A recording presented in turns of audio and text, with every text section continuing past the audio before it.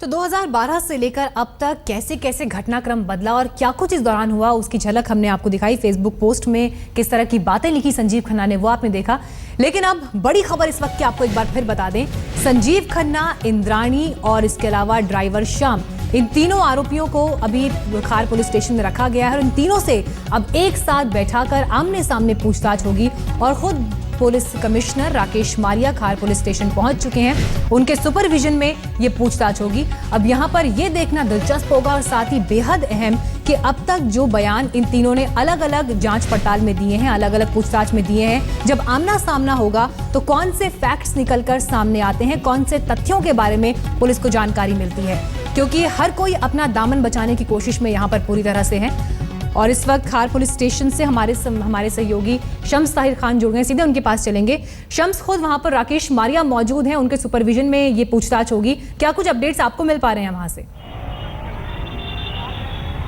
मीनाक्षी, पहले आपको बता दूं कि यहाँ पे अगर मैं अपने कैमरामैन से कहूँ, ये आपको दिखाता हूँ, ये हलचल अभी शुरू हुई है और राकेश मारिया अभी पहुंचे नहीं है, बल्कि अगले कुछ देर में ही, बल्कि हम कहें कि शायद मिनट भर के अंदर यहाँ पहुंचेंगे, क्योंकि तमाम पुलिस वाले यहाँ पर आ चुके और मारिया अब यहाँ पर आएंगे। लेकिन दूसरी जो बड़ी चीज़ है वो ये है मीनाक्षी की अब से लगभग 15 मिनट पहले इंद्राणी मुखर्जी और ड्राइवर श्यामक राय, श्यामवर राय, उन दोनों को यहाँ से निकाल कर ले जाया गया है। जबकि जो तीसरा इसमें आरोपी है संजीव खन्ना, बांद्रा पुलिस स्टेशन में उससे पूछताछ हो रही है। तो ये तीनों इस वक्त खार पुलिस स्टेशन में नहीं है, लेकिन हलचल और तस्वीरें आपने देखी।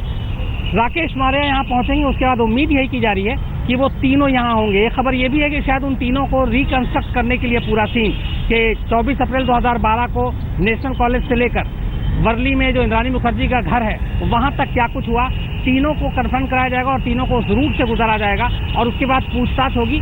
पूछताछ में राकेश मारिया अगुवाई करेंगे। ये आपको ये भी बताऊं कि पिछले 3 दिनों से, जब से 25 अगस्त को गिरफ्तारी हुई इंद्राणी मुखर्जी की, उसके बाद से तमाम पूछताछ लगातार 8-8 घंटे राकेश मारिया खुद कर रहे हैं। उनकी 5 टीमें हैं खास तौर पर जो इंट्रोगेट कर रही है, लेकिन सारी पूछताछ मारिया की मौजूदगी में हो रही है और राकेश मारिया इस वक्त यहाँ आ रहे हैं। इसका मतलब यही है कि कुछ देर के बाद हम उम्मीद कर रहे हैं कि वो तीनों भी इसी खार पुलिस स्टेशन में होंगे और राकेश मारिया के साथ पूछताछ होगी। और ये पहली बार ऐसा होगा जब शीना मर्डर केस के 3 जो सबसे मुख्य आरोपी हैं, इंद्राणी, श्यामवर राय और संजीव खन्ना, एक साथ होंगे, आमने सामने होंगे और मुंबई के पुलिस कमिश्नर उनको टटोल रहे होंगे, उनसे पूछ रहे होंगे मर्डर के बारे में और साथ ही जो सबसे बड़ा सवाल कि मकसद क्या था, आखिर क्यों शीना मारी गई, उसका जवाब चाहिए। शम्स, एक बात यहाँ पर अहम है, इंद्राणी और ड्राइवर से तो पहले भी पूछताछ हुई थी, लेकिन आज का दिन इसलिए अहम था क्योंकि संजीव खन्ना से मुंबई पुलिस ने पूछताछ करनी थी। तो इसके बारे में कुछ जानकारी मिल पा रही है कि क्या कुछ तथ्य सामने आए हैं संजीव खन्ना से जब पूछताछ हुई उसके बाद? देखिए, मुंबई पुलिस के जो सोर्सेज हमारे, उनका ये कहना है कि कत्ल और मकसद दोनों लगभग मुंबई पुलिस के सामने है।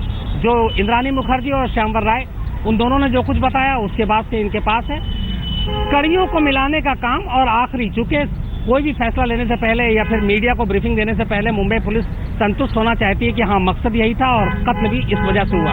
उसके लिए संजीव खन्ना का इंतजार हो रहा था। कल ट्रांजिट रिमांड में काफी कानूनी दावपेच थी, इसलिए वक्त लगा। देर रात वो यहाँ पर पहुंचे और आज जैसे ही कोर्ट से फिर परमिशन मिला, उसके बाद से लगातार बांद्रा पुलिस स्टेशन में पूछताछ हो रही है। शुरुआती लेवल की पूछताछ हो चुकी है। जो अब सबसे अहम है वो ये है कि इंद्राणी मुखर्जी और श्यामवर राय, इनके सामने बैठाकर पूछताछ हो और फिर मकसद का खुलासा हो। शम्स, एक अहम बात यहाँ पर और है, जिस मकसद का जिक्र आप बार बार कर रहे हैं, अब तक ये पूरा रिश्तों में किस तरह से केस उलझा हुआ था, इस पर पूरा फोकस टिका था। लेकिन आज खबर ये भी आई कि इंद्राणी और उनके परिवार के बैंक अकाउंट्स को भी जांचा जाएगा, खंगाला जाएगा कि किस तरह के ट्रांजैक्शंस हुए, ताकि ये पता लगाया जा सके कि क्या पैसा भी इसके पीछे एक अहम वजह था। देखिए, इसमें 2 चीजें शुरू से आ रही। एक ये कि क्या ये ऑनर किलिंग है, बेटी को बहन बताया और उसके बाद पहले पति के बेटे से उसके संबंध हुए, इस वजह से माँ ने मारा, या फिर यह है कि प्रॉपर्टी और पैसे की डीलिंग है, या फिर यह है कि शीना ब्लैकमेल कर रही थी अपनी माँ को। तो ये 3 चीजें हैं खास तौर पे। लेकिन जो रिश्तों का पेच आया उसको लेकर सबसे पहले जिस तरीके से बातें आई वो ये हुआ कि रिश्तों की वजह से यह कत्ल हुआ। लेकिन पुलिस का मानना है कि जिस सोसाइटी में या जिस सोसाइटी को बिलोंग करती है इंद्राणी मुखर्जी, वहाँ पर जिस तरीके का खुद उनका अपना पूरा करियर का ग्राफ रहा है, उनकी ये 3री शादी थी, उनके पति की 2री शादी थी, बच्चे जो हैं वो अलग अलग थे, लेकिन फिर बच्चों के बीच में रिलेशन, तो वहाँ पर अगर उनकी बेटी और उनके दूसरे पति का बेटा, उनके बीच में कोई रिलेशन आता तो उसके लिए सिर्फ इस बात से वो खून कर दें या मर्डर कर दें, मुंबई पुलिस को ये बात नहीं पच रही थी। इसी वजह से वो ये टटोल रहे हैं कि क्या सिर्फ रिलेशन की वजह से ये ऑनर किलिंग है या इसके पीछे मॉनेटरी कुछ मसला है, प्रॉपर्टी का मामला है, ब्लैकमेलिंग का मामला है, और उन्हीं चीज़ों के लिए खंगालने के लिए इन तीनों का कन्फर्म होना जरूरी है। तीनों से सामने पूछताछ हो रही है। अब हम उम्मीद कर रहे हैं कि 3 दिन का वक्त हो चुका है, तीनों अहम जो आरोपी हैं आमने सामने हैं, तो अब ज़्यादा वक्त नहीं लगना चाहिए मुंबई पुलिस को सामने आकर ये बताने के लिए कि शीना आखिर मारी क्यों गई थी। बिल्कुल, और इंतजार रहेगा इसका भी, क्योंकि अब वो अहम तफ्तीश शुरू होने वाली है जब तीनों को आमने सामने बैठाकर जांच पड़ताल होगी, जिसकी जानकारी शम्स भी हमें दे रहे थे। इस पर भी हमारी नजर आगे बनी रहेगी।